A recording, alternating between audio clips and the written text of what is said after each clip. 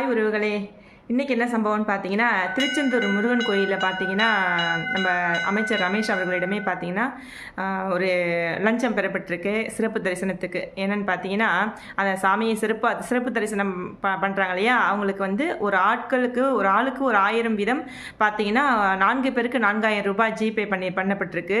இது வந்து அமைச்சர் ரமேஷ் அவர்களே பார்த்தீங்கன்னா ஒரு டீமாக போயிருக்கிறாங்க. அவங்க போய் அந்த சாமியை சிறப்பு தரிசனம் பண்ணுறதுக்குமே பார்த்தீங்கன்னா 4000 ரூபாய் கட்டியிருக்கிறாங்க. ஒரு ஆளுக்கு 1000 வீதம். இது என்னத்தை சொல்கிறதுன்னு தெரியல, கையும் களவுமாக சிக்கிட்டாங்க. இது இன்றைக்கி நேரத்தில் பல ஆண்டு காலமாக நடக்குது போல இருக்குது இந்த கொள்ளை, பகல் கொள்ளை. இப்போலாம் வந்து பார்த்திங்கன்னா சாமியை பார்க்குறது கூட வந்து பார்த்திங்கன்னா நம்ம பணம் கொடுத்துட்டு போய் பார்க்க வேண்டிய ஒரு கால கொடுமையாக இருக்குது.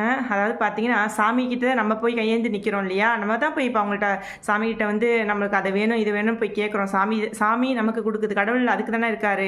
நம்மளுடைய குற்றங்கள் குறைகள் எல்லாத்தையும் களையிறதுக்கு தான் நம்ம அங்கே போகிறோம். ஆனால் அங்கே போனாலுமே அந்த சாமிகிட்ட நம்ம குறைய சொல்கிறதுக்கு வந்து பார்த்திங்கன்னா லஞ்சம் கொடுத்துட்டு தான் போய் சொல்லிட்டு வர வேண்டியதாக ஒரு சுச்சுவேஷனை அந்த ஒரு கால கொடுமையாக இருக்குது. இப்போ ஒரு அமைச்சருக்கே இந்த கதினா அசாதாரண மக்களுக்கெல்லாம் என்ன கதியோ தெரியல.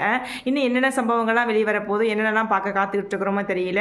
இது இங்கே மட்டும் இல்லை, எவ்வளோ கோயில்களில் இது மாதிரி நடக்குது. சிறப்பு தரிசனம், அதாவது சாமி கிட்டேருந்து பார்க்க இவ்வளோ ரூபா, சாமியை தூரத்துலேருந்து பார்க்கறதுக்கு அவ்வளோ ரூபா, இவ்வளோ ரூபா கொடுத்தீங்கன்னா சாமியை பக்கத்துலேயே போய் நீங்கள் பார்க்கலாம் அப்படின்னு சொல்லிட்டுலாம் கூட வந்து பார்த்தீங்கன்னா ஒரு தொகை வாங்கிக்கிட்டு தான் பார்க்க விடுறாங்க, அனுமதிக்கிறாங்க.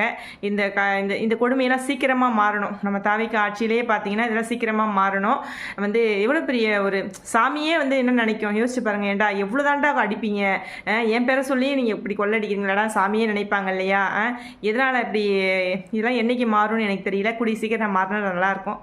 வந்து பார்த்தேன் அமைச்சருக்கே இந்த கதினா நம்மளாம் என்ன சொல்லணும், நம்மளாம் எந்த மூளை சொல்லுங்கள் பார்ப்போம். பார்த்து இதெல்லாம் நினைக்கும் போது ரொம்ப வந்து சிரிக்கிறதா அழுதானே தெரியல ஒருவர்கள். அந்தளவுக்கு ஒரு ஜீரணிக்க முடியாத ஒரு விஷயமா இருக்குது.